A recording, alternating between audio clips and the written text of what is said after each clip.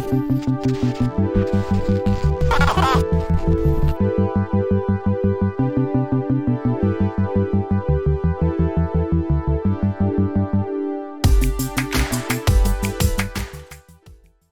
Matt Murray purposefully knocking the goals off the post? Changing here. McDavid, beautiful move. Front back the ball, over to Crosby. He scores! Crosby, 500! Watch this play between the legs, comes right back to him. But man, oh man, has his kid got some hands. In the net, it looks like he's going for the old Michigan. He brings it up. Miller goes to knock it up. He shoots it in front. Oh, what a pass! Away, gains the zone. Around Kubalik. Back to Foligno. He scores! A lot of mustard on it. Ovechkin score! The Grade 8 Express pulls into third place all time.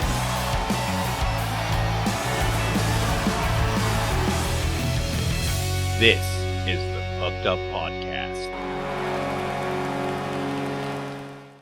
All right, welcome back, Mother Puckers. It is so good to see y'all again. We were off last week, but we appreciate y'all hanging in there and coming back for another episode of the Pucked Up Podcast.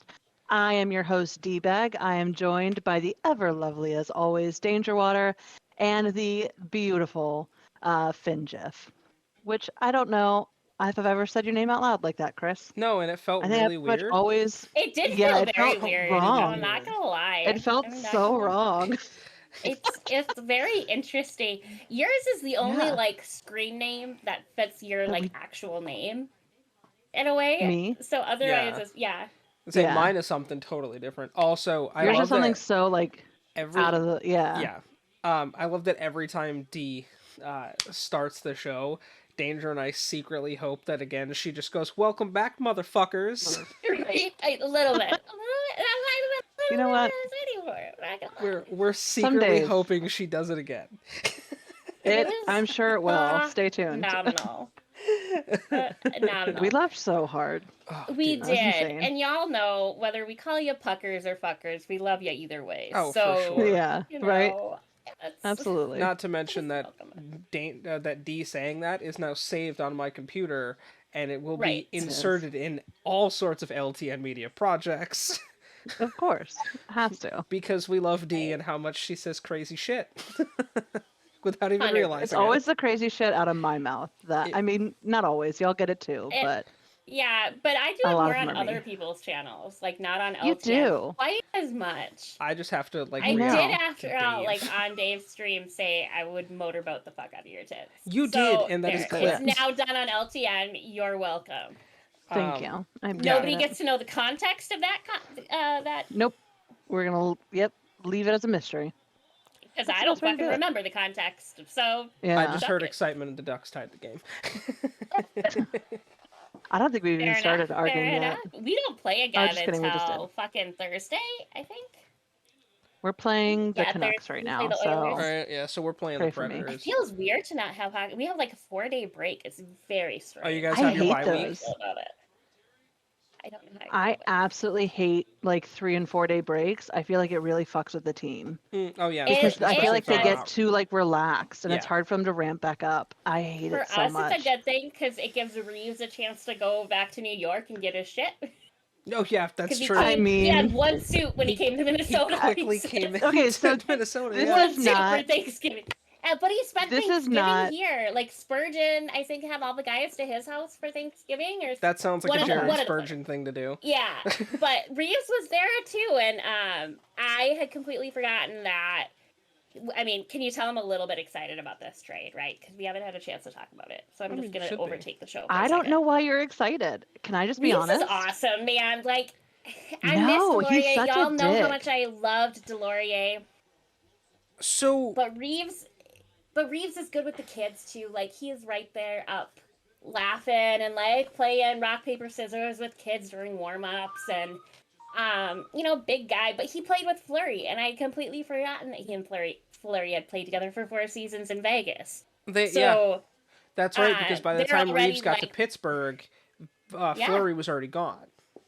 Yeah. So they're already, ragging on each other in the locker room and stuff, which is always a fun thing to watch. But I understand why I like Wild hockey fans. fights. That's why I like Reeves. Well, I understand why Wild fans are excited because Reeves is a physical guy. He's a physical presence. He's an aggressive player. And we needed a physical guy, especially when Foligno was when hurt. it comes to productivity, yes, he can score, but he's a bottom roster kind of guy. He's not going to be your top line superstar.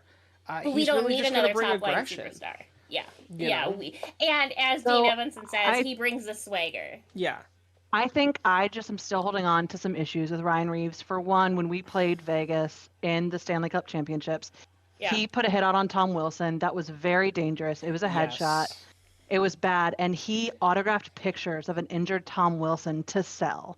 And that, I think, is so fucked up. Scummy. That is not classy at all. That is pretty fucked up. And then he also, he also wrote a note on it saying, he ran into a lion in the jungle. And I just think, that kind of shit I'm not here for. New York brought him on specifically to fight Tom Wilson after Tom Wilson owned the fucking New York Rangers last season.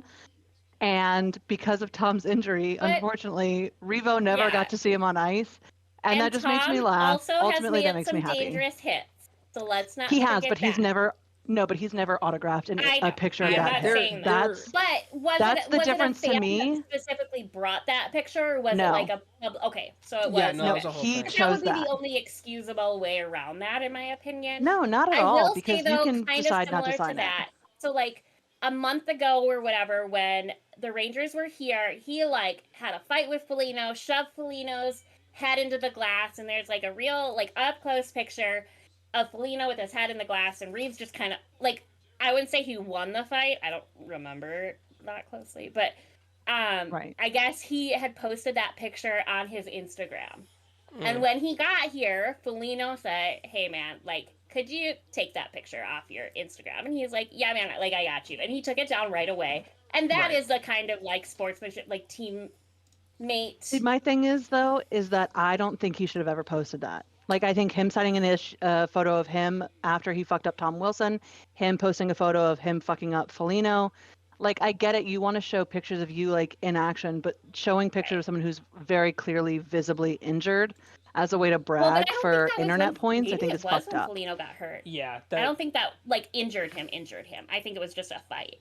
Right. No, I understand what Dee's saying. There's a line between trash talking, good trash talking, and obviously players that make aggressive hits, but when you do stuff like that, it's not cool, you know. Yeah, the autographing thing I didn't know about. That does rub me the wrong way.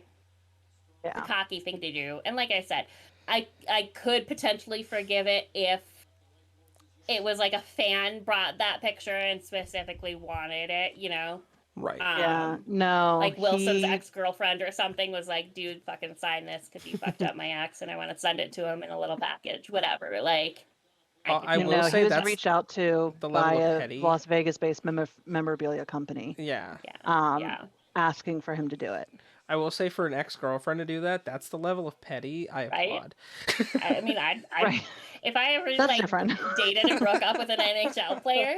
Right. I mean, that's like Evander Kane's wife donating to Hartman's fund when he got fined last season. It's that kind of petty, you know. And I'm here for that. But no, I understand that, and I will admit I didn't. So do better, Reeves. Yeah, that's shitting. I'm glad you're here. I am. I'm glad we have another physical guy on the team because Foligno can't take it all on. And a lot of our other guys are physical too, but be physical without being a douchebag. So my issue with Reeves, aside from the fact that he's a douchebag, is the fact that he's physical, but his stats don't tell a good story, which is why New York was happy to trade him because same thing with his time in Vegas. He did well for them in the Stanley Cup, but the season after, his ice time was drastically down, and when he was on ice, he was minus points most of the time. And so because of that, I'm sorry, but Minnesota deserves so much better in terms of you guys can get an aggressive player who's willing to fight, who's willing to be an enforcer, and who's also but positive not for the difference. money that we have available right now, and I think that was the bigger issue. That's because true. If we could afford it, we would have kept Delorier. Well, you guys also, the biggest thing with the Wild is the fact that they had gotten rid of the contracts of Ryan Suter and Zach Parise. Those contracts were, when they were Was it last year? Or was the first year without those guys? And 2 years ago. I feel like it was last year.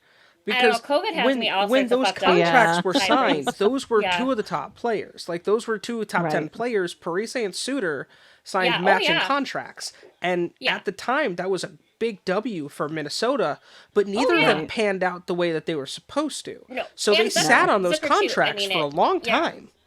Yeah. And then being able to buy them out, they had to sit on dead content. They had to sit on dead cap. But neither of those guys,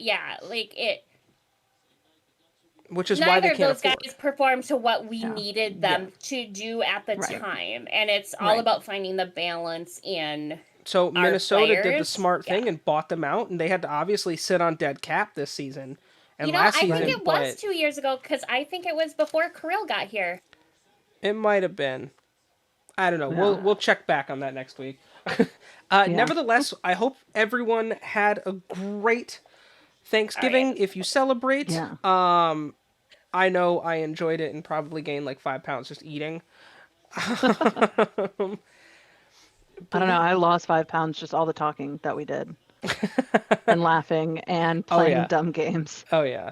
Yeah, we had a blast. Also, we got to celebrate my 30th birthday last week on a piece of content that we produce in LTN Media. We had a blast. If you guys aren't checking us out on Twitch, you're missing some fun stuff. I will start off the main topics of discussion with the sad passing of Toronto Maple Leafs legend Borje Salming. Passed away at the age of 71 after losing his battle with ALS. ALS is a shitty disease, man. It really is. It's awful, and you hate anyone to have to go through it. I mean, if we want to look at his stats really quick, he played over 1,100 games in the NHL, 150 goals, 637 assists. He had 1,344 penalty minutes. Salming was a grinder. That's a lot. Yeah, that's a lot. In 1,148 games. Yeah. But I mean, the guy's, listed as one of the 100 greatest players in NHL history. He's one of the greatest Swedish players of all time. Absolutely. Yeah. Absolutely. So, I want to pass my condolences, and LTN wants to pass our condolences on to the Salming family. 100%. And to Maple Leafs fans. That's rough to lose a legend. I know they're planning on doing something for him, I want to say this week. Yeah. I did see a picture where 3 of his former teammates all took him back to the arena that they all played in Toronto. Yep. Which was really heartwarming to see. And I don't know how shortly it was before he died. I mean, he was in a wheelchair, so it was not too terribly long before he passed. But it was a very heartwarming thing to at least see that they got to go back one last time. Well, because right before he died... And I'm so thankful he got to be honored, Yeah, right before he died, they honored him right before the Hall of Fame induction ceremony in Toronto. Yeah. So, and that was a week? It was a week before he died. 2 weeks ago, not even. Yeah. Which is wild. It is, it is. And I'm so thankful that he at least got to live to see that honor bestowed upon him, because he definitely deserves it. And he's somebody that will definitely be missed. Oh, for sure. Yeah. With some current industry news, we're going to switch tracks a little bit onto definitely a much lighter note and talk, well, I guess maybe not for these people, talk about some trade rumors. So a big one that's coming out is Chychrun. There's a lot of talk about him being traded. The Islanders and Toronto are 2 teams that have been making a bit of buzz behind the scenes. So has to possibly pick him up. So has Ottawa. Oh. Yeah. It's the Florida question, and Philly are also talking. And we raised this question at the beginning of the season. It was who's going to win the Jacob Chychrun sweepstakes, because he wants out of Arizona. He's made that very clear. Yeah. I don't think there's anyone in the industry that's second guessed whether or not he wants to finish out his contract in Arizona. Right. Right. There are a lot of good options for him. You know, Yeah, absolutely. He'll be successful no matter where he goes. Right. I mean, he's a talented guy. He's one of the top defensemen in the league, Right. So there's not a team in the league that wouldn't be happy to have him. The question is what are you willing to give up for him? What are they going to give up? Right. I know. What are you willing to get rid of? That's the to hard get part. Jacob So Chychrun? I think, we're going to see some definite interesting headlines on that one coming up. Another one that I think we're going to see interesting headlines on, and again, it's like, what are you going to give up? Is Timo Meier is looking to relocate from San Jose. And I get it. So he is like 90% not coming back. Well, and San Jose has nothing anymore. Like all of their available money is going to Erik Karlsson because his contract's outrageous, and he's another one that in the past he's couple also weeks, looking to leave. We've heard, and it's not even that he's looking to leave; it's that San Jose wants to get out of the contract. Yeah, true. Right. That it's not that he's looking to leave; they're looking to trade him, which is insane with the numbers that he's put up for them this season. Well, they would possibly be giving Karlsson the boot. Like what? The main one I've heard is Ottawa. And with everything discussed with the option of Ryan Reynolds maybe coming in to buy the team, could you imagine that? Should Ottawa take that contract? Absolutely fucking not. It's an awful contract. I wouldn't, if I were a GM, I wouldn't even blink at it unless he's willing to restructure. But for a fan perspective, you bring in a brand new owner and you bring back an icon of what used to be a great team. Yeah. Erik Karlsson was the Ottawa Senators for a good amount of time. Right. His entire career. Yeah, absolutely. I heard about Dmitry Orlov. Orlov? Yeah. No fucking way is Orlov leaving the Caps. No fucking way. I heard grumblings from one or two that they might shop him. I don't know why they would. I mean, he's currently injured. Yeah. So that would be the only thing that would make that a possibility. But Orlov is one of our best defenders. He consistently outplays John Carlson. It would be foolish for them to trade off Orlov. Honestly, if I heard rumors about John Carlson being shopped, I'd 100% believe it. That one makes more sense. From a fan's perspective, that one makes more sense than getting rid of Orlov, other than the fact that Carlson's healthy and Orlov isn't. Yeah, well, that's the biggest thing is what is it one of those short-term gain, long-term loss types, or like are they preparing for the inevitability of your core eventually retiring off? Like, what would be the play behind that? Like, there has to be a bigger reason to get rid of someone with the level of Dmitry Orlov. Like, Orlov is. I mean, I just can't see it, but. We'll see. That's an interesting one. I haven't heard that. You never know, because the fans don't want it. I can tell you that much. Right. This brings up a question that I thought, like, that I've been thinking about as we're talking about this is, who do you guys think are going to be the biggest buyers come the trade deadline? Obviously, we're a while away from the trade deadline, but seeing current trends, who do you think's the biggest buyer? Who's going to go all in? I don't even know at this point. I think I've heard a lot. Research it a little bit and see where like people have room to buy. Right. I mean, that's the biggest thing right now. Yeah. I've heard a lot of talk of the Islanders, like looking around at several different people. They're looking at Timo. They're looking at Chychrun. There's someone else that they were looking at, possibly someone we haven't talked about yet, but Patrick Kane. Patrick Kane could be shopped because is looking. I heard Kane. Yeah. Right. The first team that comes to my mind when it comes to buyers to the trade deadline is the Penguins. For obvious reasons. Their core is aging. They're in a team that has no direction right now. And they're going to want to make a huge push. Go to the Flyers, personally. If it was between Pittsburgh or Philly, I'd rather see like Chychrun and them go to the Flyers. So. Right. But like they're a team that realistically to me, I'm like, they don't have a direction this season. But who are they going to get rid of, Chris? Unless you drop draft picks to try to pick someone up to help bolster that team's defense. Like, it's not even about the scoring. You only have so much room on your roster. Right, but it's not. What are they going to do? Send them down? Like, they're not going to send those players. It does. Well, that's the thing. Is what are you willing to do? Because at least in Pittsburgh's eyes, it's not scoring. They don't have an issue scoring. Like look at the all-star like offensive powered players on the team. They need help on defense.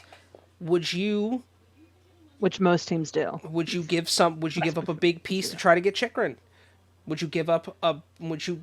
I wouldn't even know how they could afford to get Carlson, but would you give up? Would you try to throw your hat in the Jacob Chikrin, circle? I think there's going to be a lot of teams throwing their hat in the Chikrin circle. Oh yeah. And I heard a rumor, and I don't remember the player, but I heard a rumor that there was a player that wanted out with Chikrin. I know I can't remember who it was.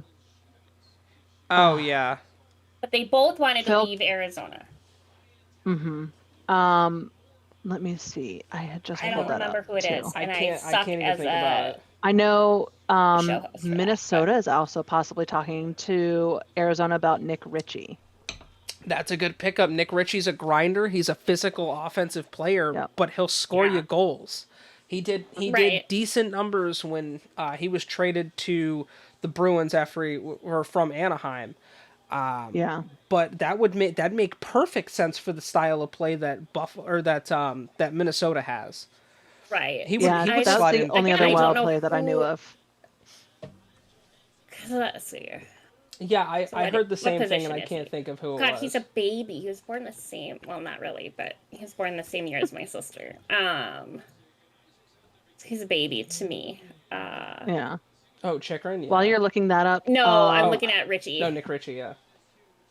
While you're looking that up, I'll say also Jonathan Taves is also potentially... There's rumors about him leaving, in that the belief is that he may actually want to return back to Winnipeg. So that's a possibility. I don't know if it'll happen, but that's a possibility. And then the last one, also a possibility, is Bo Horvat. There's been a lot of rumors about him, whether he's staying or whether he's going. And I don't think he stays. I don't see a reason for him to stay. Yeah, I don't either.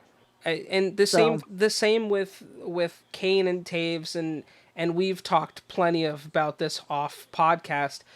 Our days are numbered seeing Kane and Taves in a Blackhawks uniform, and I think it's going to come a lot quicker than we think, because they're in the process of a rebuild. We saw that no player is safe when they traded DeBrincat in the offseason. Oh yeah, which is one of their best young talents. If not the best young talent. They're making weird moves right now, in my opinion. Well, because they have been, they really are. Because their dominance from the 2010s is gone.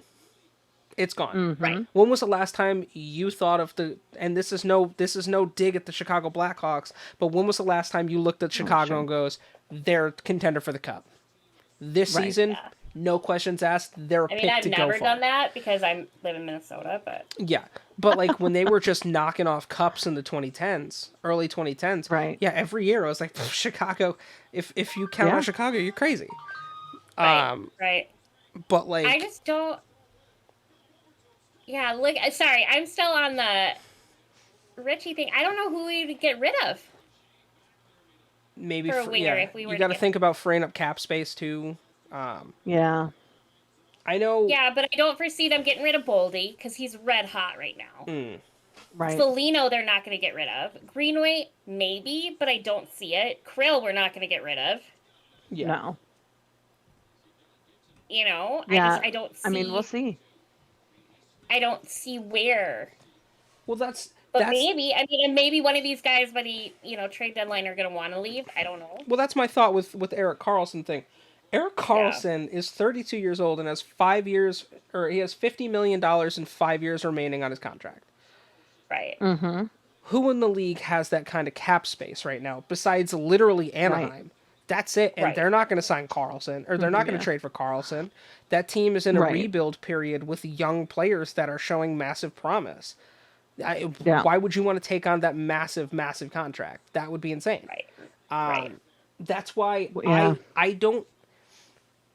Unless he's willing to restructure a deal when he's traded, Erik Karlsson's going to have to play out the rest of that contract in San Jose. They're just going to have to eat it and figure out how to do something with it, because we've seen the benefits reaped from this contract since they got him. Where has San Jose been? The bottom. Right. Because they can't get talent. And when they have talent, they can't afford to pay that talent. Right, yeah. And then, obviously with trading Brent Burns in the offseason, that freed up enough so they could get a couple people this season. But yeah. I was surprised to see Burns on, God, who did we even fucking play? So he's with Carolina now, yeah. Yeah. Because we went to that game with Matt, and I was like, who was it?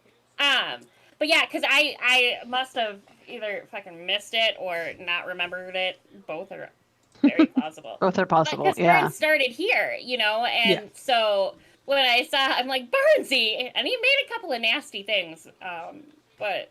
Well, and I know that I know that there was talk at the beginning of the season that there would be a chance we saw Burns taking a couple shifts as a forward, which he hasn't done since he played in Minnesota. So obviously the guy's a gritty defenseman. His stats are spoken for themselves his whole career, but than he was as a forward, in my opinion. Toward the end of his career, fuck it. Right. Yeah. Fuck it. But that team doesn't need the help, but why not?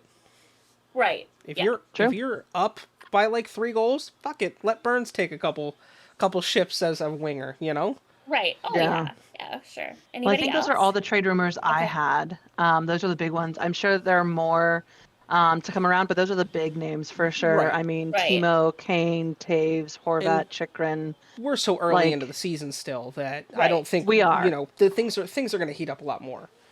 Yeah, right. But we will see some moves coming up next month, and so we'll make sure we're tracking all that, and we'll report back for you guys what we find out. And I mean, ultimately, like, there's also a fun conversation I think that could be had as to, for our teams, what moves we would do. Like, who would we dump to free up more cap space, and who would we bring in if we, were GMs, which none of us are. We need or a GM have a desire to the be. NHL. Right. That would be. If you guys want to see us do a GM mode on the new NHL game, let us know. Yeah, that'd be some fun content to post. But yeah, that could be a lot of fun. But yeah, it'll be interesting to see how things play out. And like, I'm a simple girl. I like my team, although Rossi can go back down to Iowa. He's not behaving himself. But Steele too, I'm okay with him. But like, Mason Shaw has impressed me. I wouldn't want to see him go anywhere. You know what I mean? Like, it's hard to decide who I would want to drop, because especially we have a great roster. Well, maybe not great, but a good I feel group of guys that I don't want to see split up. We have a great because team. when everybody is healthy, they perform really well together. Yeah. Right.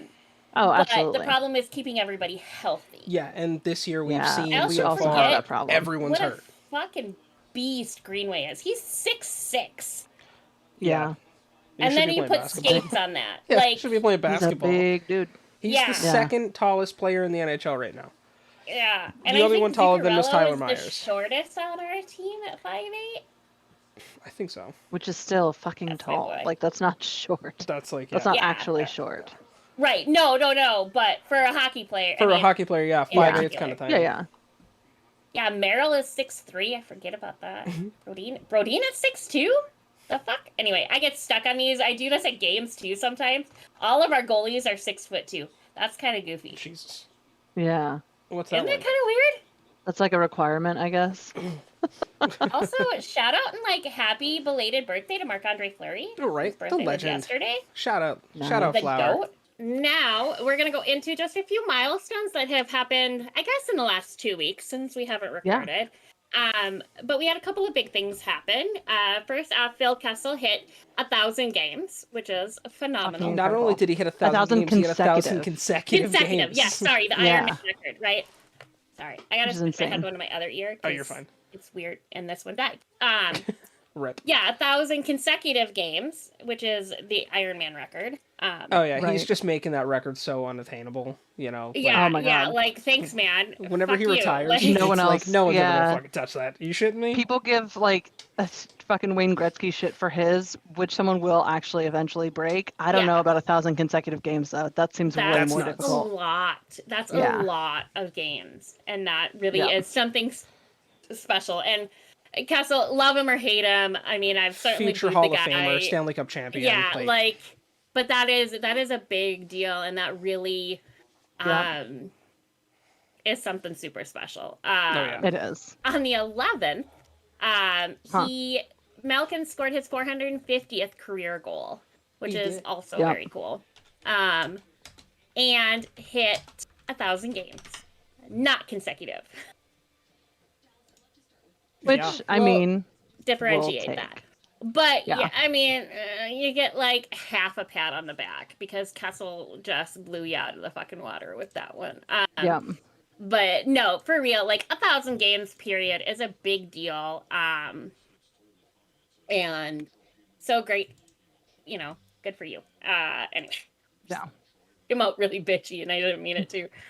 But no, like that's awesome for Malkin as well. And then Tristan Jarry got his 100th win of his NHL career, which is pretty darn cool too.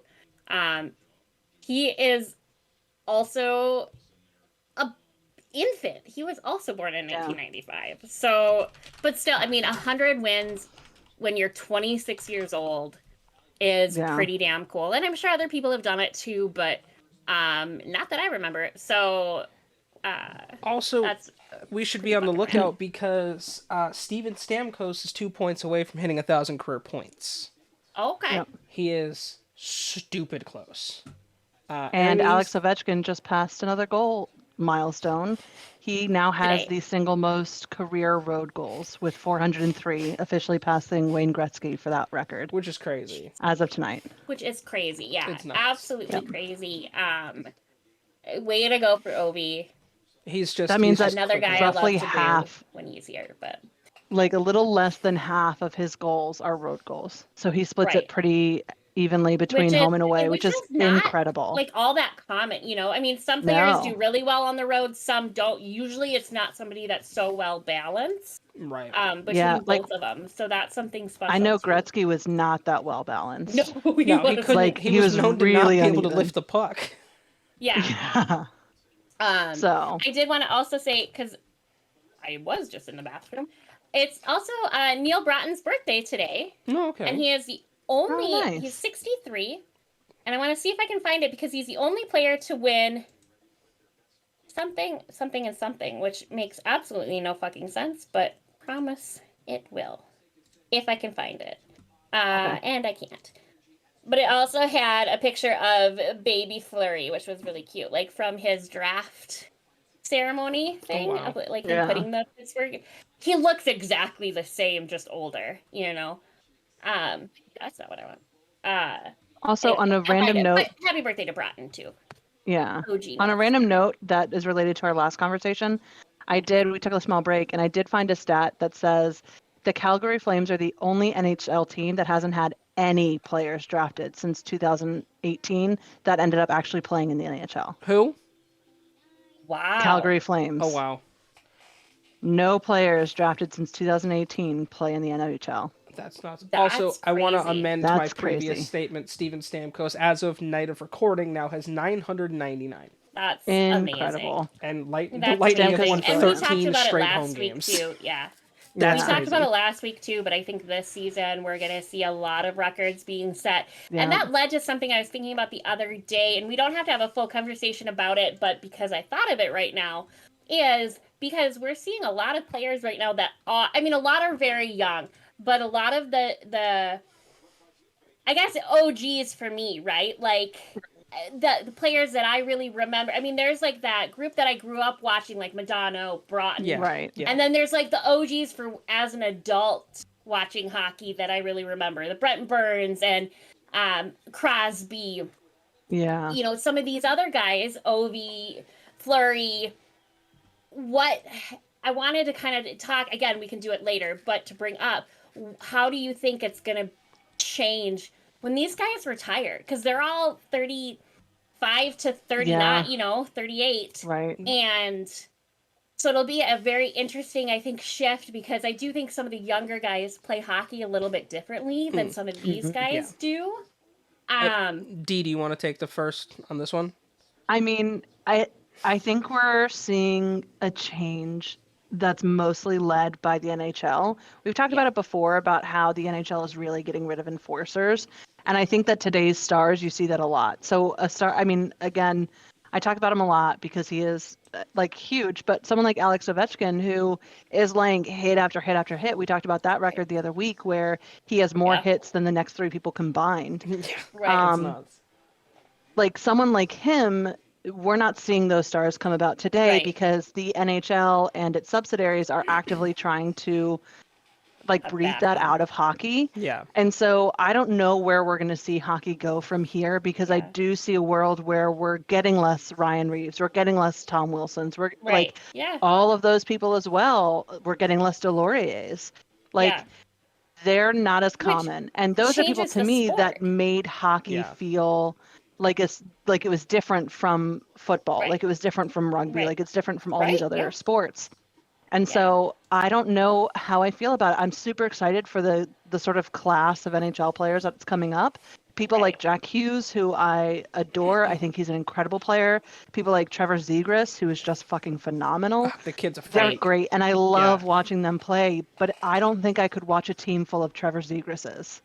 Oh, you know what I mean? I want to see a Nick Delorier because that's in there. when we start getting these higher scoring games too. I mean, and what we were talking about last week with, you know, with all of these records being exceeded, but if we played hockey the way that it was played then, when like Gretzky played, these records would have never been met, right?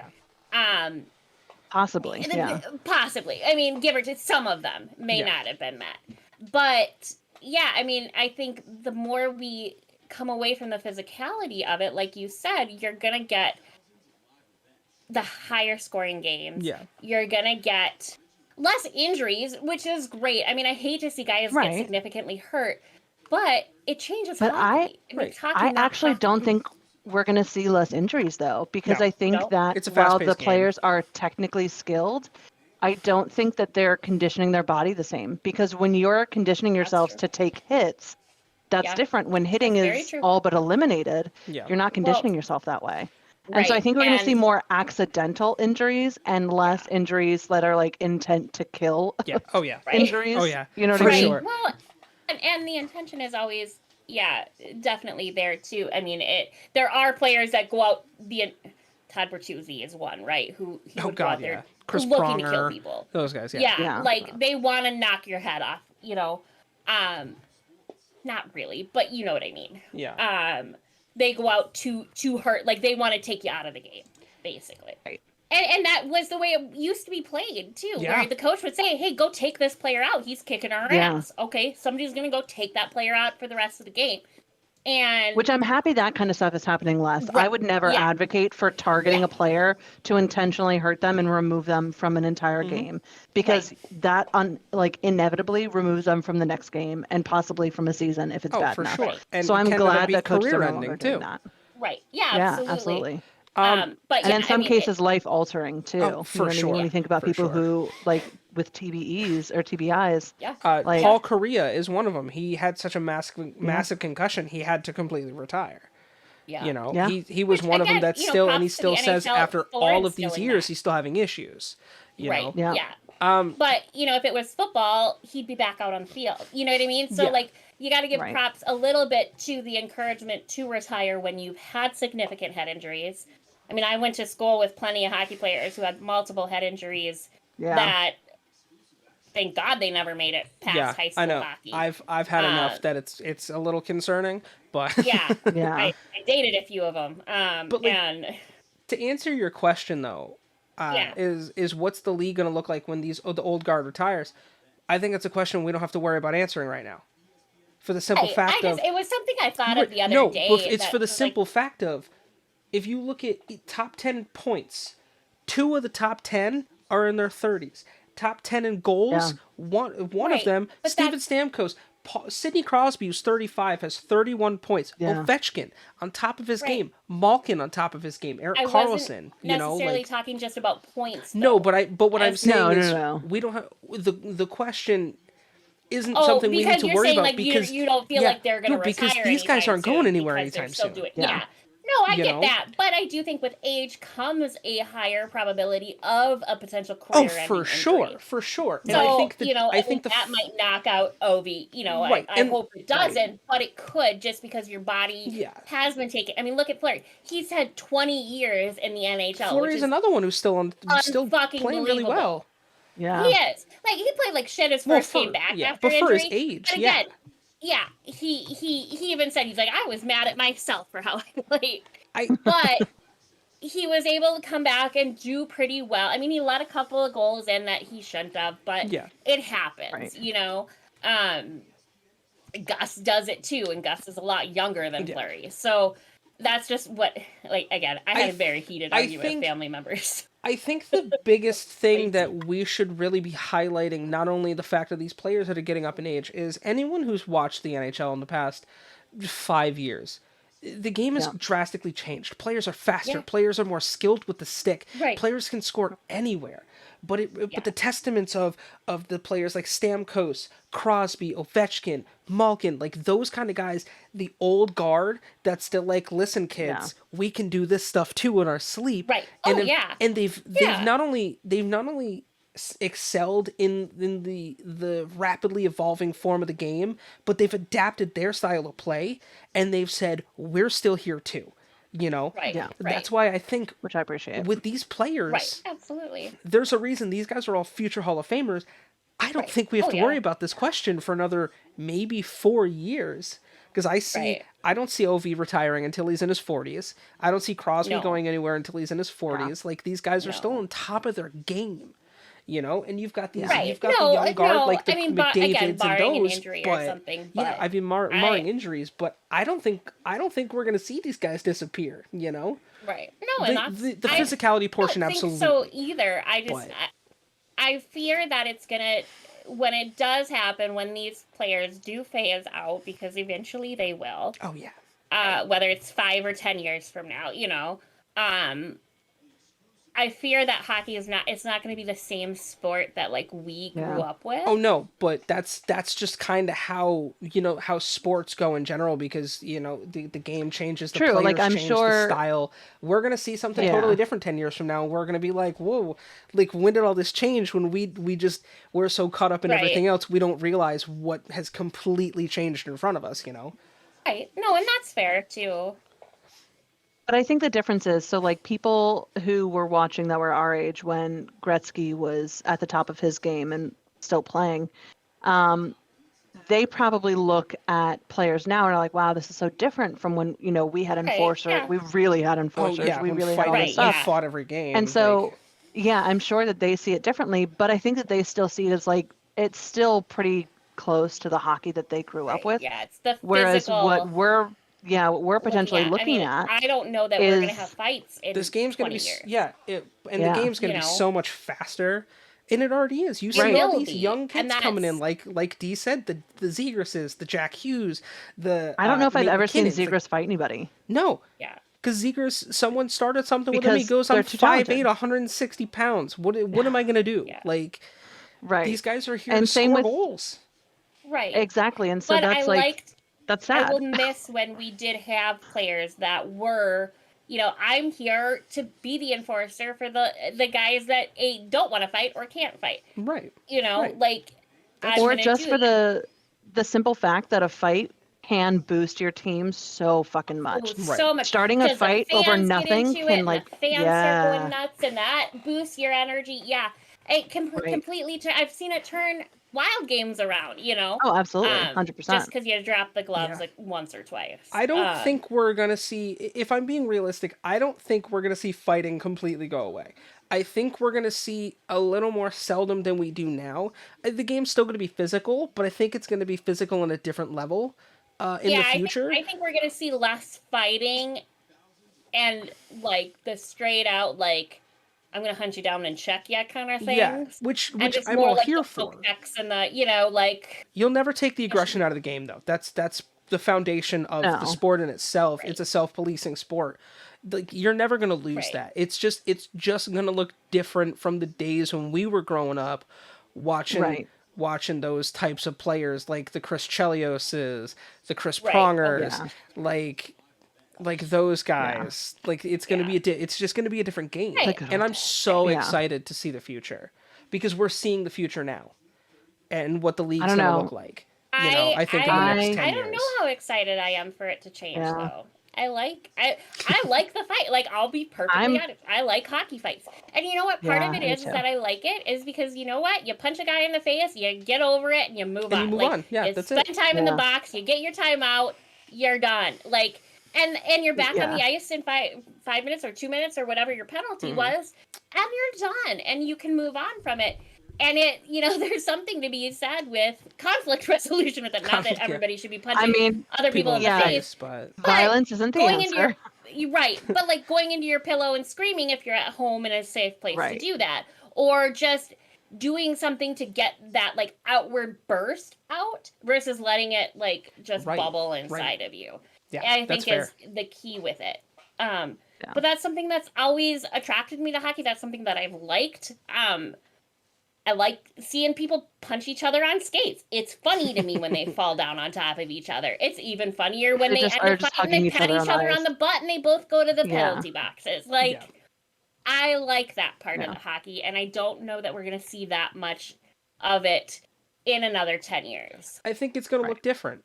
You're going to focus more on the skill of the players than the highlighted and the stereotype of how hockey fights. Yeah, I went to a fight and a hockey game broke out. Like, long are gone are the days of that being a thing. But I think right now, for me, I think we have a great balance of the technical skill and the force of the pushing, the shoving, the fighting. I mean, look at Kirill. Kirill was a meek player when he came, and now if somebody pushes him around, he'll push him back. Like, he'll stand up for himself.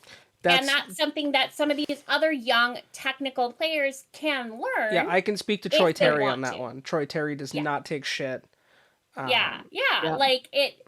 And I feel like Sonny Milano too. Sonny don't take shit. Yeah. He doesn't take shit. But he can also put points up on the board. You know what I mean? Right. Yeah. And we're gonna see fewer players like him coming through because I think it's by design. Yeah. I think that there are people those like that still exist, but I think that it's being sort of bred out from like an NHL, guidelines. Well, and even look at, youth hockey, and I 100% believe that it's needed in youth hockey, but they have the stop signs on the back of their jerseys, and, you're not teaching the physicality at a youth level, so it's not ingrained in their core. You're not teaching them bad habits. Right. Instead of teaching it the safe way, you're just teaching, you're not teaching it at all. Because, listen, there's not really much of a need. And again, from someone who's played, and you guys and we all have been fans of the sport our entire lives, how much of a need is there to check someone in the back? There really isn't. Right. No, and that's what I'm saying. Like, it's a great habit, and 100% I believe that it's needed in youth hockey because we have seen more than our fair share of NHL players too get hit from the behind and get knocked the fuck out and just be done. And 100% is, but that was just like one example of like youth hockey. Standards and how they're teaching the sport versus these kids coming up in that age group, which are the kids that but the group that we're seeing in the NHL now are kids that had that when they were younger, and so I think it does change a little bit what's ingrained in them.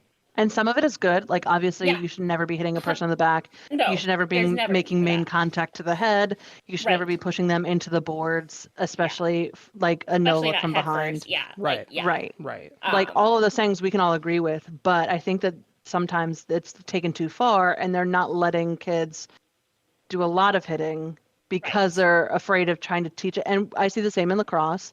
As a lacrosse coach, the number of arguments I've gotten into with, it's. You still have to teach it because other teams are still going to be employing it. And it's part of the game. Right. So you have to teach it right. Yeah. And that's the biggest thing. Is how do you teach physicality safely? There's always going to be the incidental penalties and things happen, but you're not teaching. I think a lot of the youth coaches now that I've seen, at least, and again, this might just be in my area. I don't know, but they're not even teaching really, like, they're trying to keep the kids away from doing anything that might lead to a penalty. Well, that's going to take away a lot of other things that you can do skill-wise where you're not going to get a penalty. You know what I mean? What that teaches is that teaches kids to be gun shy. And you're going to see, especially defenders, if you're teaching, well, don't go for the penalty, well, what you're doing is you're teaching your player, if you're out of reach or you're nowhere near a forward as a defenseman trying to stop a breakaway or something, you're going to let goals in, because that kid is going to grow up knowing I shouldn't do anything I can. And it's going to totally change. And what that's going to do is that's going to completely stop defensive breakaway stands, which we've seen a lot of times. Yeah. You don't have to cause a penalty to go for it, you know? Right. No. Right. And they're not going to call every little thing. I think it's good and it's dangerous at the same time, because yes, you're teaching your kids better habits, but you're also teaching you're taking away core aspects of the game. You know, and that's that. Hockey's a physical sport. If you don't want to, if you don't want your kid to have any sort of contact, have your kid play tennis. Like, that's just how it is. You know. Yeah. So. Absolutely. Well, we definitely got off on a tangent, but I'll tell you what, honestly, it's a great conversation, and it's an important conversation. Question to ask. Oh, and speaking of players that we're seeing come up, it's time to do a little Connor Bedard watch. For those that aren't aware, Connor Bedard is a young man that plays in the CHL, most notably the WHL, who's most likely going to be the first overall pick.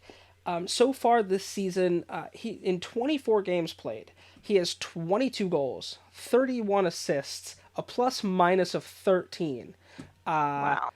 This kid is 17 years old. Yeah. That's incredible. Yeah, and a lot can happen, in the years to come between now and him actually getting to play in the NHL. But he's certainly on the right comeuppance. Amazing. Yeah. Right? So he should be eligible by next season to be drafted. Whether or not he'll be eligible to be drafted next season. Whether or not he's eligible to play, that's a different story. But I think that'll be a couple years. Yeah.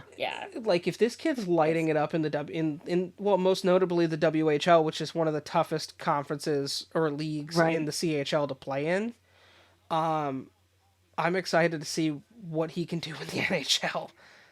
I think that's going to be cool. And so I think one of the things that we had discussed is, obviously we wanted to talk about on this week's show, but this is also a way for you to get involved in our Discord community. Yes. In our Discord, where we have a sports channel. And so we're going to be doing a little bit of a Connor Bedard tracker in there. And every week we're going to talk about what new incredible thing.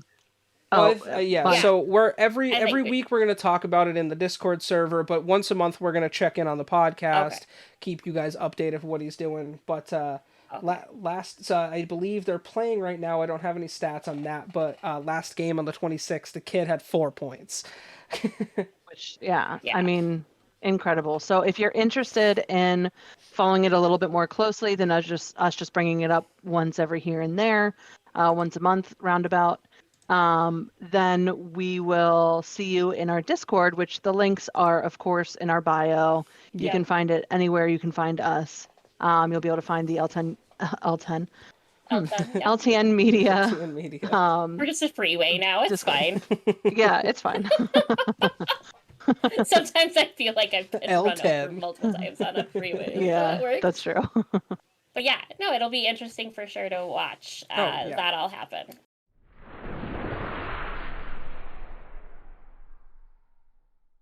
Now for my favorite segment. Danger does names. Danger tries to read. I mean, to be fair to you, a lot of names in the NHL are not insane. names that you normally see. Yeah. And I'm so glad I'm not the only one in the world to have issues with these names. And I was going to try to be a good, host and go through and try to, listen to pronunciations and really try to nail it down. And then we got feedback that some people like to hear me struggle through it. So fuck them. Screw up their names and make fun of them. Together. 100%. So, as always, we do this in alphabetical order. You don't like it. Yep. too fucking bad. That's how the websites have it. So for Anaheim, we have Max Comtois. Comtois. You're Comtois. I mean, maybe. Zach has entered the chat. Yeah, where's Zach when we need him? Where's Zach when you need him? So from Anaheim, we have Max Comtois, who is out indefinitely as of Sunday with a lower body injury. Unclear when he will return to the lineup. We have John Klingberg, also from Anaheim. He's questionable if he'll be back on Thursday or not against the Dallas Stars, but he did miss 3 games with a lower body injury. But we just hadn't talked about him before, so wanted to throw him in there. Moving on to Arizona, we have Josh Brown out with an upper body injury, again questionable for Thursday. And he's the only new one for Arizona. But he did also miss 3 games prior to that. So,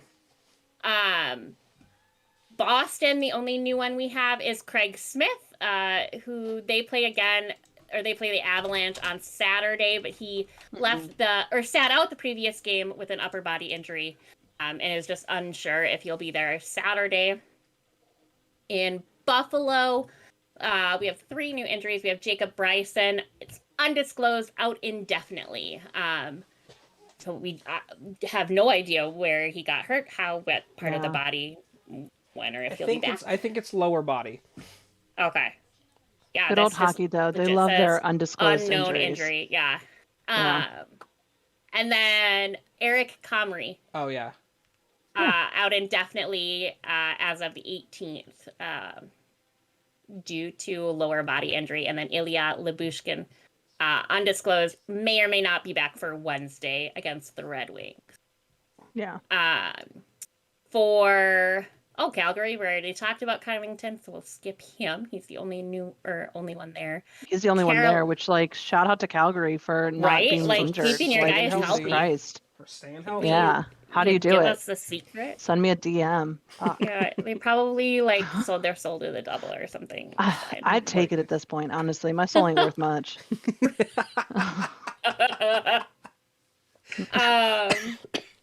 I feel like we didn't talk about Frederick Anderson last time. We might not. Maybe we did. I don't think we did. Undisclosed injury. The severity of the ailment is unclear, but he was out as of the 11th. I think he's lower body as well. Where are you getting this information? ESPN. You're a douche. I'm just kidding. Douche. Oh, I love it. Oh, shit. I try, how hard it is, you guys, to have all of the information. Oh, yeah. Every website is listed differently. Everything's different. So you kind of just have to flip a coin and pray. BBC Sports at least has their first and last names. Yeah. And a detailed note about what their injury is. They just and when it was updated. Yeah. So that's kind of my new go-to. And then we have Teuvo Teravainen. Yep, that one. Early December is when he's expected back with an upper body injury. Early December, maybe. Yeah, maybe.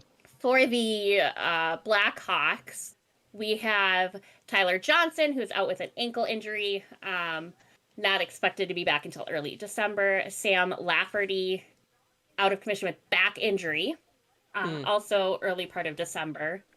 And Jared Tenorti, right? Okay. My brain went. For those of you listening, I just made a funny face. Deal with it. You can't see it. He is also out, expected back maybe beginning of December, but he has a hip injury. Oh. Colorado can't keep people on the mother fluffing ice, apparently. Yeah. Colorado got fucked up the last couple of weeks. They did. Literally all of theirs are from 11-9. Yeah. Or right around there. Shane Bowers out with an upper body injury, expected back late December. Bowen Byram. Bowen Byram. Lower body injury. I think we did talk about him last week, but he's expected to be back, or expected to miss 6 weeks. Darren Helm out indefinitely for that abductor surgery. I remember talking about him. I apologize for the repeat there. Martin Quat? Cout, I think? Caught. Marvin. Or Martin. Yeah, Marvin. You know who you are. You can't fucking read either. It's even better. Fucking his name's Marvin now. His name is Marvin now. Just as an illness, left the previous game. We're not sure if he'll lace up against the Sabres on Thursday. I think there's a stomach bug going around a lot of the teams right now. Yeah. Yeah. We talked about Landeskog. Landeskog. I don't fucking know. Curtis McDermott, late December, lower body injury, missing 4 to 6 weeks. And we have Evan Rodriguez, right? Lower body ailment, expected to miss 2 to 4 weeks, so late December. Columbus also can't keep fucking people on the ice. Jake Bean, easy name. I like you, Bean. Shoulder injury. You're a good Bean. You're a good Bean, Bean. Yeah.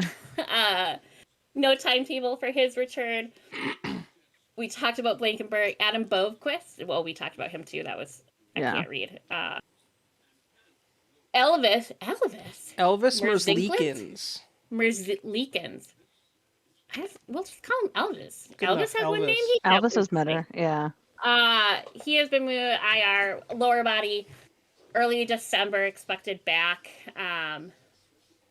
We talked about Jacob and Zach Werenski out for the season. Oof. Separated shoulder and torn labrum. Yeah, he's done for the year. He's done. Painful injury. Yeah. That's a tough rehab too. Yeah. That's a for the tough torn loss labrum, for Columbus. Yeah. Yeah. 100%. pretty good. Dallas only. Oh, that's not what I wanted to do. Jake Ottinger is the only new one. He left or held out illness. Yeah, right? And he left the previous game due to the illness. Not sure if he'll play against the Ducks on Thursday. So I hope not. Probably that stomach good. He is good. Ottinger is really good. Going on to Detroit, we have Gustav Lindstrom out indefinitely. Undefined issue. No timetable for his return. So hopefully things are okay there. I don't think we talked about Matt Luff last time, but he is out with a wrist injury. He has to have surgery. Going to miss 10 to 12 weeks, so mid-February. Elmer we talked about, and Philip Zadina. I don't think we talked about him either. Lower body injury, missing 6 to 8 weeks. So like what, early December or early Roughly. January? I mean, yeah. I think it's an ankle. So yeah. It's so funny because some of them say ankle and some of them are just lower body. It's funny. So funny to me. Edmonton, we have Warren Fogel.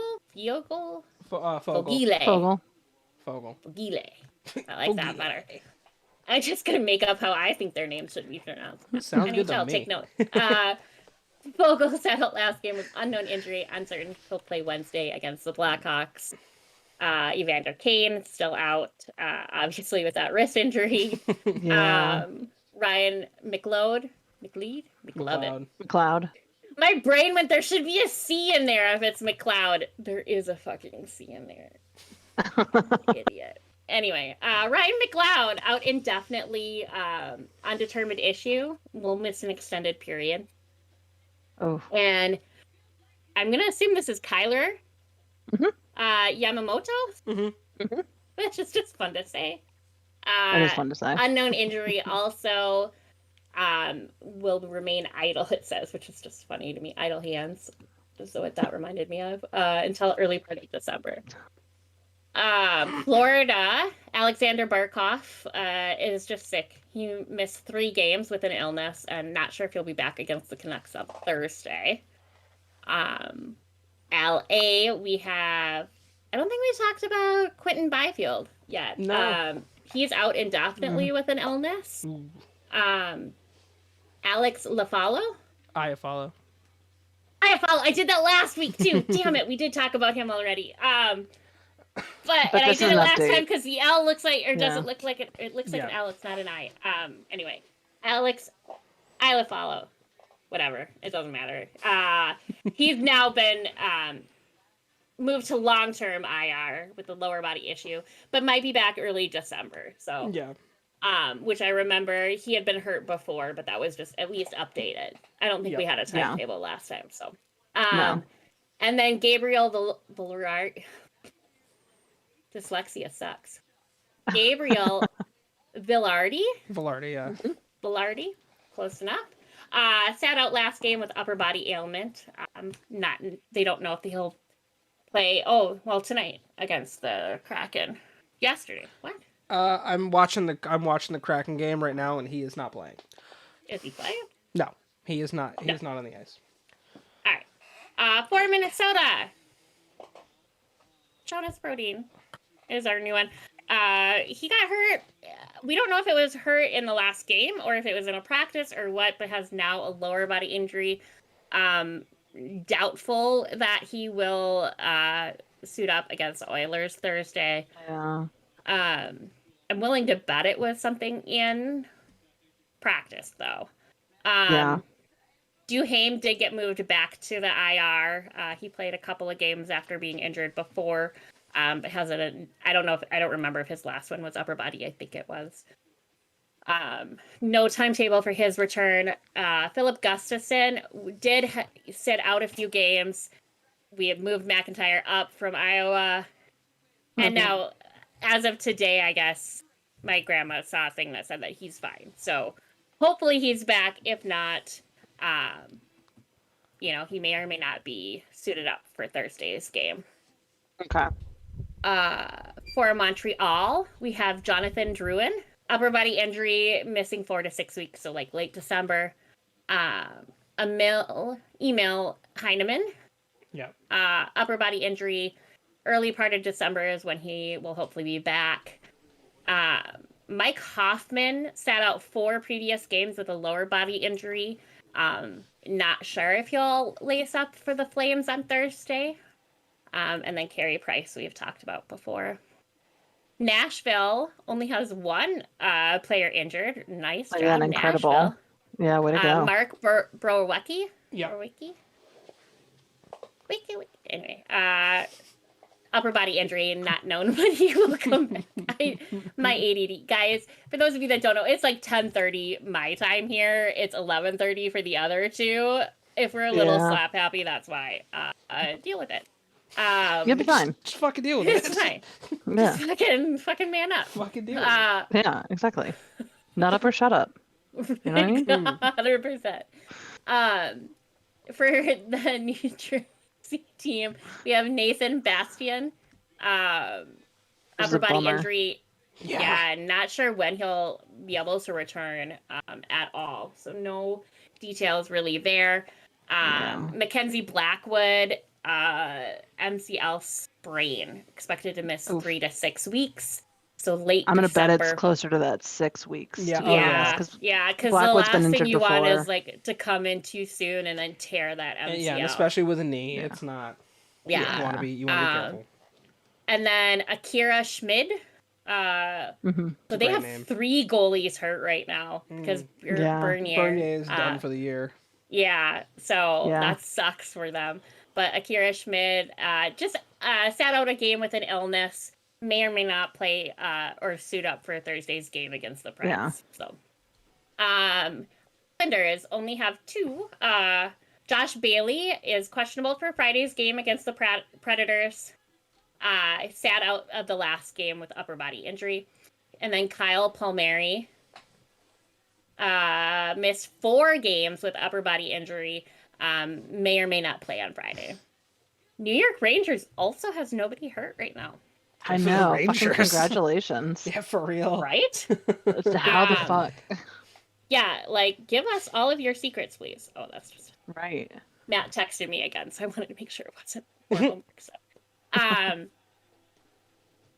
For Ottawa, we have Jacob Bernard Doctor, expected back late December with a high ankle sprain. So he'll be out at least that month. Those hurt. Yeah. Sometimes sprains, honestly, I think are more painful than breaking something because there's nothing you can, at least with a brace or a break, you can cast it, whatever. Yeah. Surgically repair it. Anton Forsberg is out, was out for 2 games. May or may not be back tomorrow as of time of recording. So Wednesday against the Rangers. But I'm sure they've called up a goalie from there. Oh yeah, 100%. Going on to Philly, we have Wade Allison. These names actually, knock on wood, have not been too terribly hard. Yeah. I'm gonna fucking fuck it all Jinx up. it, right? Yeah, I'm not gonna be able to say Smith correctly or something. Now you're gonna come across Ukko-Pekka Luukkonen.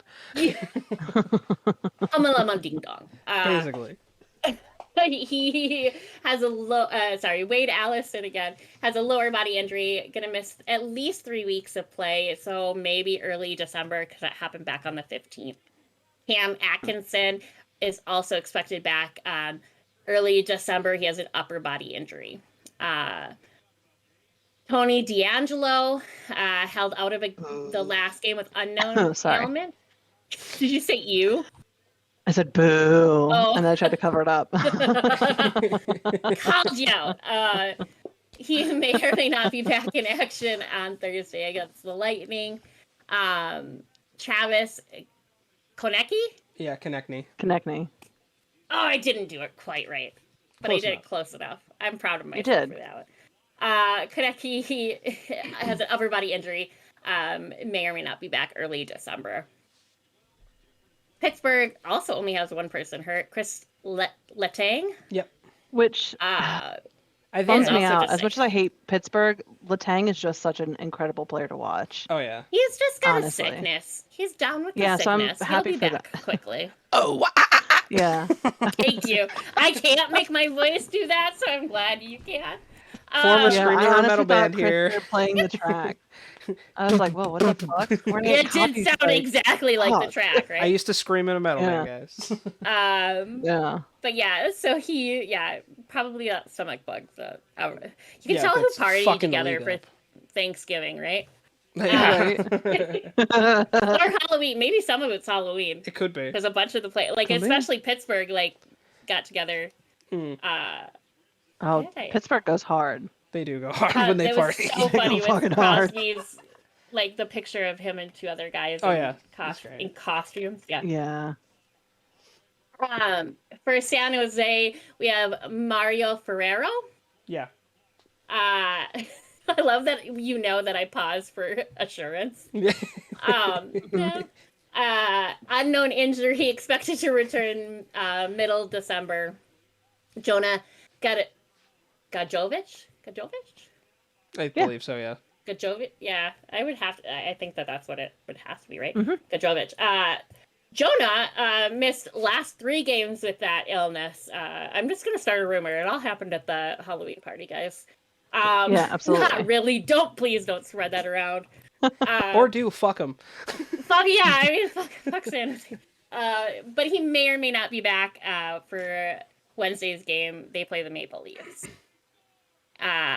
We have Marcus Nudavara. Well, we've talked about him before, but still out indefinitely. James Reimer still. And Nico Sturm, I think we've talked about before too, but this is at least updated. He's expected back early December, which I don't think we knew before. No, if we did, I don't think so. Yell at me in the comments. I'll tell you to fuck off. It's fine. Please yell at us in the comments about this one issue and nothing else. Nothing else. Everything else is just niceness. One. Just as one Only issue. I can tell you to fuck off. And, I mean, whatever. I know how I'm reading this name from Seattle, and I know I think I know how it's pronounced, but my brain can't differentiate the two right now. If it's Jonas Donskoy, we've already talked about him. No, we've talked about him, and we've talked about Greiger. Oh, Morgan Geeky. It is geeky. Okay, that's geeky. how my brain wanted to say it, but I'm like, it's probably geeky. I'm looking at it, I'm like, no, it's geeky. No, it's geeky. Yeah, it's geeky. It's got to be geeky, right? Which unfortunate name to have growing up. I'm so sorry, Morgan. That's Morgan. for you, Morgan. Morgan. But you're in the NHL now, so fuck all your his bullies. bullies. Yeah, you're making big fucking money, so fuck those guys. Yeah. He was removed from the last game with an upper body issue. Will not play tonight. Actually, yeah, he's not. So. Like I said, I'm watching the LA Seattle game. He's not playing. But we'll keep you updated if we get any further info if that injury is going to be longer term. St. Louis, we have Robert Thomas, not Rob Thomas. Don't be confused. He doesn't play hockey. Robert Thomas. No. Seems to me you just know just what to say. Oh my god. Held for him the last game. You were better at the emo scream band shit. That was my Rob Thomas impression's not good. It's not great. It's Work on that for next episode. Yeah, next episode we'll come back. We're gonna do that. Okay. Redo. Held out a last game with lower body injury and may or may not be back Thursday against the Hurricanes. Tampa Bay. Rudolph Balser? Yeah. Yeah. Back there? Again, an unfortunate name. Yeah.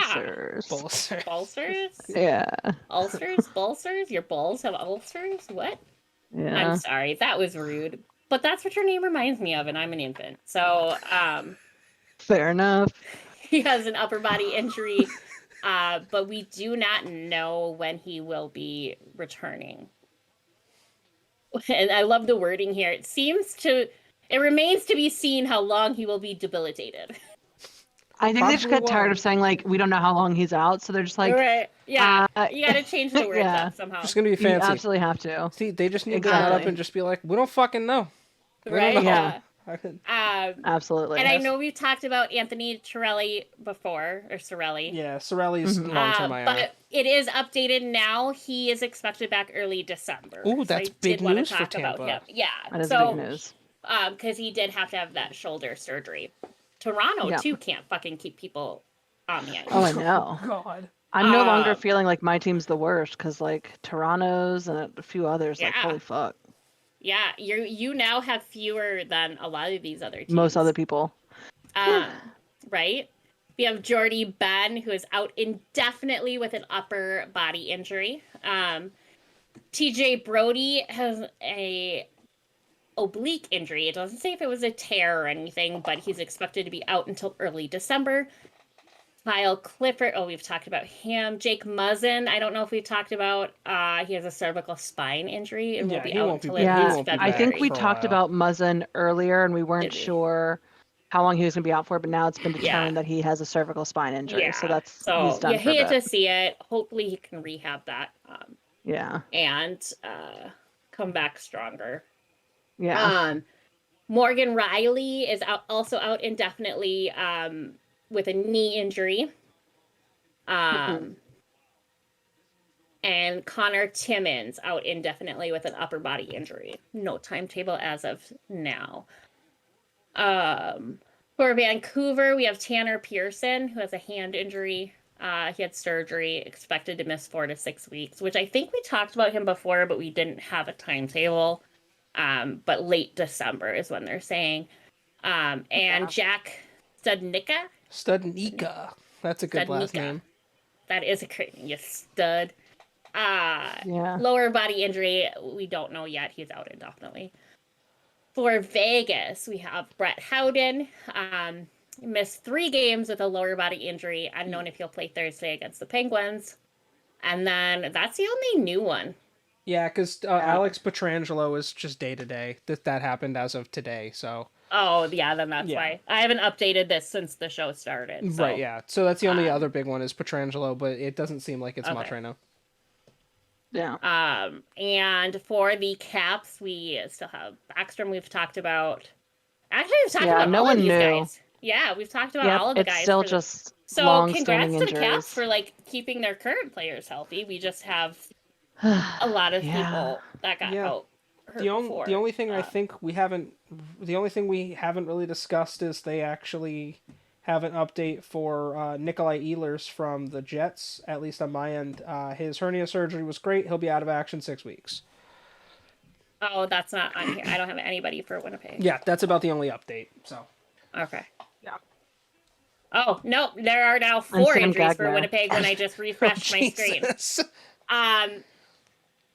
Mason Appleton, early February, he is out for wrist surgery. I don't know. I had like nobody from Winnipeg on here. That's super weird. CBC update your shit. Yeah, Nikolai has a hernia early January. Sam Gagner, that's another unfortunate name.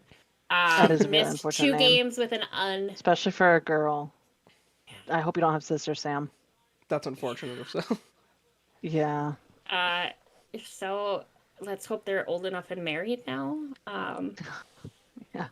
The trauma is long gone. But yeah, so Gagner missed 2 games with an unknown ailment, may or may not play Friday against the Blue Jackets. And then I don't remember if we've talked about Logan Stanley, but he's out indefinitely with a foot fracture. Yep. So that was super weird. Wow. I don't know why Winnipeg didn't show up. And I don't think there's any suspensions.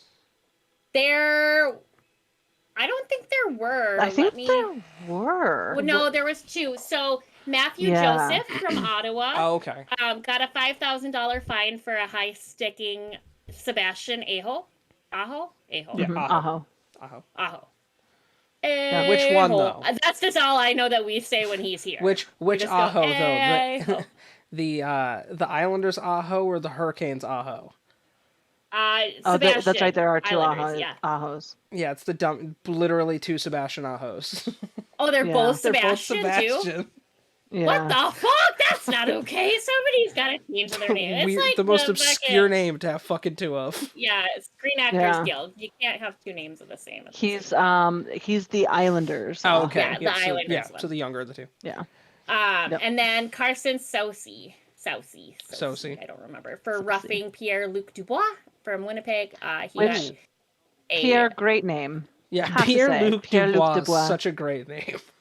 Yeah. 10 out of 10 to your parents. Right? So yeah, those are the fines. So there's just 2 fines. There's no suspensions per se. The last one is still Nicholas Aube-Kubel, who deserved his suspension. Yeah, he had that coming. Yes. He had that coming. Yes. Big time. Also, Pierre-Luc Dubois having it rough lately because he had that slew footing against him. He did. Yeah, people are just out against Pierre-Luc. Leave Pierre alone, guys. Leave Pierre alone. Leave him alone. Let him live his life. Oh, God. The internet was such a great place in the 2000s. Actually, yes. Did we talk about? Never mind. We did. Okay. I'm dumb. But no, so that was actually all of our injuries and fines in lieu of suspension, since we didn't have any exciting suspensions this week. Yeah.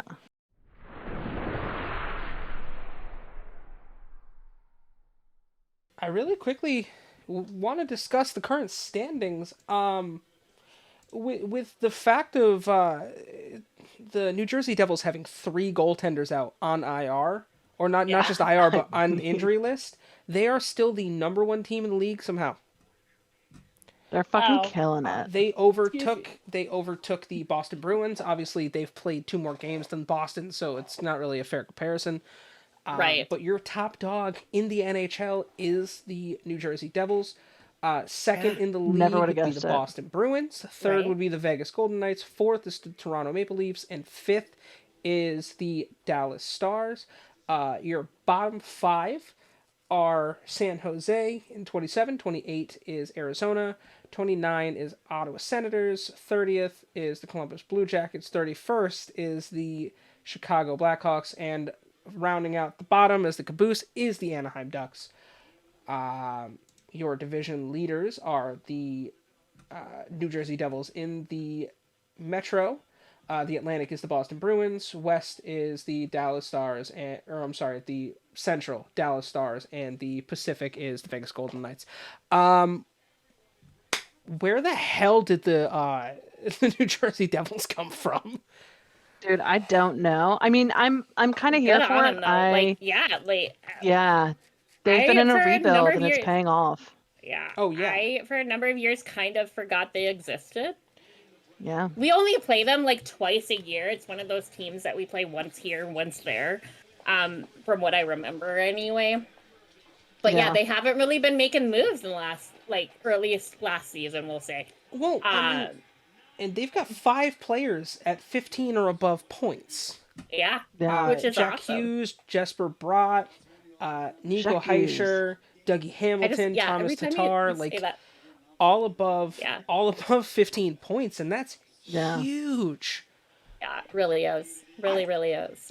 So, I mean, and good also, on them, man. Like, yeah, can we also talk about, though, that Seattle Kraken is in 8th currently? Yeah. Like, that's impressive, too, from what they were last year. Game. And as of right now, they're currently winning. Oh, no, the game's tied at 5 with LA.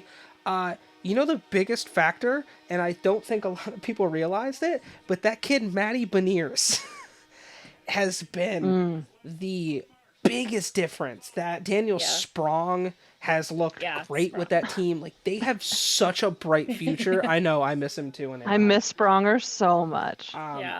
Like, they're in second. Same in with the division. Jonas Siegenthaler, who's on the Devils, which us trading away Jonas was, again, if only I were a GM, I could fix everything, right? Yeah.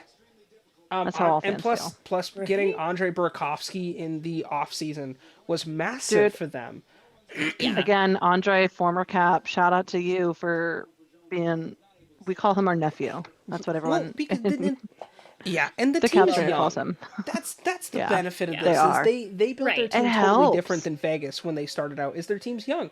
You got guys like Jared McCann, Matty Beniers, Jaden Schwartz. Like, they've got all these other young, talented players that you could build a franchise around for the next 5 years. You know? Yeah. I think that's massive. Fucking helps. Yeah. Massive. Yeah. I think it'll be interesting to see how the rest of the season goes for them. But yeah, I've been impressed with both teams this season so far. Yeah. I've been impressed with Colorado missing out on a few players too, and they're still third in the Central, you know. But I think we can all agree that no one is surprised by the bottom 5. No, honestly, like no surprises here. Well, the only thing I'm surprised with is Anaheim being I'm shocked with how poorly they're playing because they showed so much promise last year for the first half of the season, and a lot of the younger talent's getting better. I'm shocked that they're last. I'm actually shocked. I will say I'm shocked that Arizona isn't in the literal basement. That they're actually at the top of those bottom 5. That is surprising. Because, Anaheim shouldn't be that low. Chicago should be that low. Columbus should be that low. And Ottawa has been blowing it for years. Anaheim should be a lot higher than they are. But, you know, that's the sport, and that's why you play it. So it'll be interesting to see if they can have a strong second half. Selfishly, I'm hoping not, because that kid Connor Bedard's pretty good. So you want you guys to get... Could you imagine Bedard and Zegras on the same goddamn team? No, thank you. I veto that decision. He's like... Ginger's like, nah, but absolutely fucking not. Nevertheless, I think we're all going to be keeping a strong and a close eye on that team in New Jersey to see if they can keep this going. Hey, you know what? Honestly, good on it. Like, any team that hasn't had a good run in a while or ever, sorry, that was a little like Minnesota Doug, because we've only like ever made it. You guys have had like 2 good seasons. Yeah, and like New Jersey used to be a juggernaut. Yeah. I mean, when you have Marty Brodeur, one of the greatest goalies ever. Big player again, you know what I mean? Like it's really exciting when they're a fun contender to play, and somebody that like the fans look forward when we play them. And that city loves their team, so you know, like I've been to that arena, and they love the Devils, so I think it's going to be fun to watch them moving forward. Shall we move on to question of the week? Yeah, I think so. I think this is the time.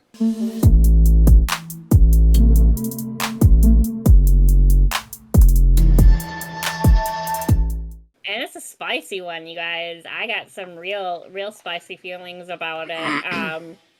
Well, for a reason, yeah. Right, yeah. Like, I mean, because it was just happened. But has Matt Murray been intentionally knocking the goal off the post? Yes. Yeah. I don't think there's not much interesting though. Yeah. Like, I have seen a lot of reporting that says no. And the reason why they say no is because they're claiming that goalie coaches nowadays are teaching you not only to kick off, because, I mean, you'll see every goalie do it, will use the post as leverage to push them along the ice to get, to make the save. And so now they're saying that goalies are also being instructed to use the arm as well, which is so stupid if that's true, because any fucking common sense physics person will tell you that higher fulcrum point of your elbow hitting up against the post is going to give you more leverage and it's going to knock it off the moored. So is it intentional? Yes. Is it intentional because he's stupid and he doesn't understand how fucking physics works? Maybe. But it's so intentional. But, like, I'm going to give him the benefit of the doubt on the one in Minnesota. I know that there was complaints from a couple players in that game that there was ice issues. He did it three times. 3 times. Minnesota. I can give him the benefit of the doubt for one of those, but that still leaves two. One, yes. Because he, like, are you talking about the one with his foot? Yeah, so I'll give him the benefit of the doubt on that one, but like it's not even, it's multiple times in multiple other games. Yeah. And the big one that I saw, because I was watching that one on TV, the big one that I saw when they were just here this week is he literally, like, the play went back down the ice and it was just him, turned around and pushed it with his hand. Yeah. Off the thing. And he broke the post. Yeah. He did. So they had to come out and drill a whole new hole. They couldn't even get the moor back in there. Yeah.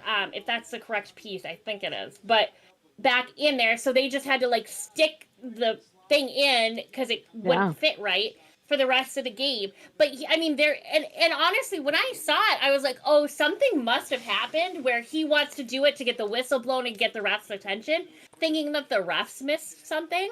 Yeah. But then when you go back and rewatch it, they didn't know there wasn't anything there. He just straight up wanted a whistle blown. Like, and but when you're doing it for that purpose, because then the face-off is in, the area your team wants it or whatever, that's not okay. You don't get to dictate the game that way.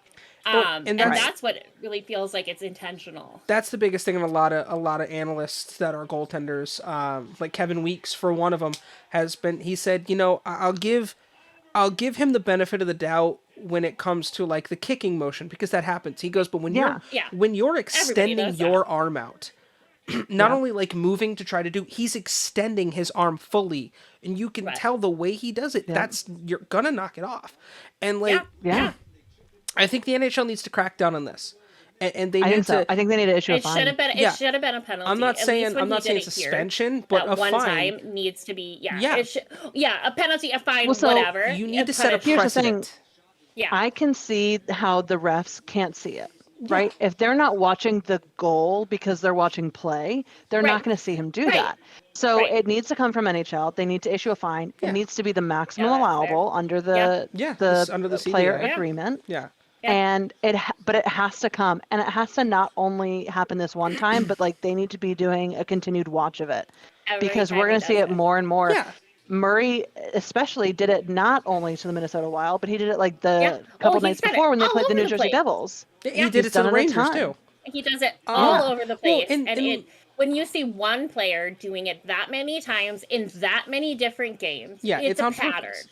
And like you said, D, like you had mentioned, the refs won't see it. No, but you know who does see it? No. The War Room in Toronto. They have monitors on every game, different camera angles. They see all of this. So I'm not. And something needs to happen. 100%. There definitely is a call for action here from fans across the world. Because enough is enough. Fans on hockey Twitter are pissed. Enough is enough. Because enough is enough. Yeah, it's. We can, and like you said, you can give them the benefit of the doubt maybe out of one of the three. Sure. And I missed the other two. There was also this poor kid that got hit in the head with a puck that game. Oh. And, like, everybody, like, our trainer, because he was right behind the bench, the trainer went running up right away, and then, then, like, Spurgeon, Foligno, and one other player, I want to say, wanted to meet him. So they pulled the kid and his family in the locker room afterwards. So I don't know with everything going on, I didn't see the other two. Right. But I did see, actually, I saw some video of where it looked like he pushed against it, but I didn't see it knock it off. Yeah, no, it's but the foot thing, I mean, I've seen Fleury do it, but that's an incidental in my opinion. But when he turned around, and the camera was right on him, turned around, faced it, and just went like that, like... You know who else has been caught doing that? Henrik Lundqvist has been caught doing that once or twice. Yeah. Right, but once or twice in your career versus multiple times is a in the same fucking week. Like multiple times in the same week. It just needs to stop. I think we can all agree, plain and simple. It just needs you need to be better than that. Just stop doing it. Yeah. Yeah, be better. And there's also Matt Murray, be better. Yeah, be better. You're professional. Just like Ryan Reeves, be better. I can forgive you knocking it off when like you're sliding in to make the save and you hit against the thing and knock it off. If like 100% that shit happens. Yeah. But like when it's happening, you're somehow knocking it off before the puck is released off of somebody else's stick. No, that when the play isn't even on your side time of the place. Like, there's no need to be knocking it off. Yeah, right. So I'm interested to see what the league's going to do about it. I can't imagine with this much backlash. I hope they fucking do something. Finally. It's on TSN. It's on ESPN. It's on NHL Network. Like it's kind of everywhere. So, but we've seen it before where the league and Department of Player Safety in particular will not step up for certain incidents. Yeah. Like, and as much as y'all hate it when I do this, and by y'all I mean mostly Chris, Sidney Crosby is a prime example of that. The number of times he has actually like done stuff that any other player would be called out for and gotten away with it because Dobbs doesn't want to penalize certain players in certain conditions. It's insane. And so I think Matt Murray is going to get the benefit of Dobbs looking out for individuals of a certain caliber. Yeah. Right. And that... Which sucks. And I hate that. I think Dobbs needs to be one way all the time. Yeah. Either you're looking for headshots or you're not. Either you're finding people for slew footing or you're not. Right. And when they do this picky, choosy bullshit, it undermines the safety of the league. Right. And so I hope Matt Murray gets fined because that means that Dobbs is finally paying attention to what's happening on ice and what the fans are actually wanting to see out of the league and what the players are wanting to see out of the league too. Right. I know there has to be dozens of players that are upset with the way Matt Murray has been behaving this past couple of weeks. Right. And I feel like we've seen a lot more consistency this season than we have in the past like 3 or 4. But you're right. Like this needs to be addressed, and they need to put a line in the sand and say you can't do this. Yeah. And come down on everyone that does, because once you come down on people like that, guess what? They're gonna stop doing it. So once they're told that like this is no bueno. Yeah. Guess what? And like not only they're told, but like they're demonstrably told in a way that affects their paycheck, right? Or in a way that affects their ability to play. Because one person's gonna test the water. And you know what's going to happen to that one person? Guess what? Nope, here's a fine.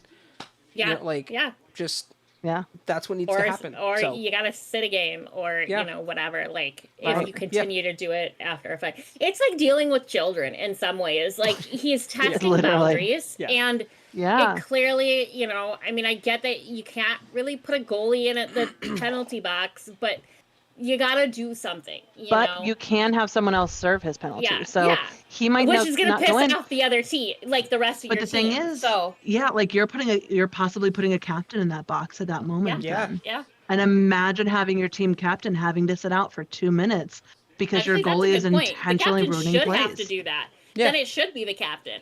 You know, I mean, it should be a valuable player because the goalie is your most valuable player. As a goalie sitting out, you know? Well, and I mean, imagine a goalie being in a penalty back, like actually taking a goalie out for 2 whole minutes. Yeah. It's ridiculous. Like, it would never happen, and it's ridiculous, but it should be that significant of a loss to the team for that penalty. 100%. If it's going to be a penalty versus a fine or a suspension or something. Right, and I mean, any penalty is a tough penalty, but if it's a valuable player, absolutely. Yeah. But I think with all the outcry that we're seeing now over this matter, I'm fairly confident within the week we're gonna see some sort of, you know, right, some sort of message from the NHL. So I hope so. If you guys want to submit question of the week, we'd love to hear from you. Yeah. Hit us up on Discord. Let us do. know in the comments.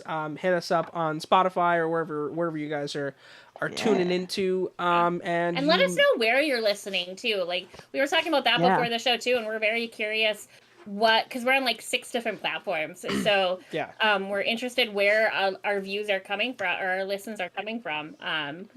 Shout out where you're from, and shout out your team. Who you repping? Who you supporting? Yeah.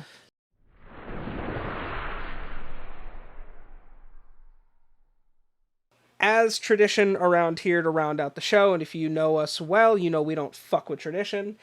It is time for the Obscure Player of the Week. So tell us all about it, Chris. This week's Obscure Player is Hector Marini.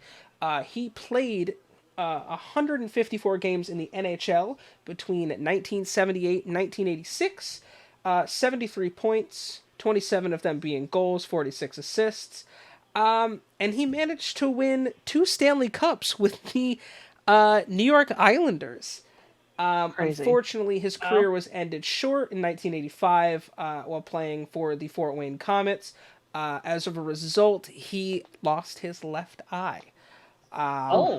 Yeah, he played with the Islanders, and he played with the New Jersey Devils for 2 seasons, but spent a lot of time in the minors. But yeah, Hector Marini, that's a rough way to go. As someone who's blind in one eye, you hate to see people have to. I will say he looks like a stereotypical hockey player from that time. Oh yeah, with the hair and everything. Like with the hair and everything, he's very much what I think of when I think of hockey in the 80s. Yeah. But shout out to him. Had a cup of coffee in the show, but managed to get 2 rings out of it. And that's a damn good way to spend your time, though. Oh yeah. Yeah. When the Islanders were so absolutely. dominant in the 80s, like. Right. Yeah. Yeah. Very much. So. Yeah, that is our obscure NHL player of the week. Well, I think with that might end it for us today, folks. Thank you guys so much for tuning in. We hope to see you back here next week when we release that episode. If you are enjoying it, please give us a like, a follow, whatever it is on whatever platform you're watching it. They all have different lingo. Yeah, if you're listening to us on any sort of platform, give us a rating, give us a review. That stuff helps us out big time. Absolutely. It does. And like we said earlier, leave us comments if you want to ask us a question of the week. We'll be sure and try and include that in. If you have any thought, if you disagree with us about Matt Murray, we'd love to hear your very wrong take on that situation. It's okay to be wrong sometimes. It's okay to be wrong sometimes. It is. But other than that, we are just so grateful that you guys are here. If you want to join our Discord and be a part of the Connor Bedard tracker in there, or just generally hang out with us and get to know us, we'd love to see that too. But other than that, we thank you, and we will see you motherfuckers in the draw circle next week.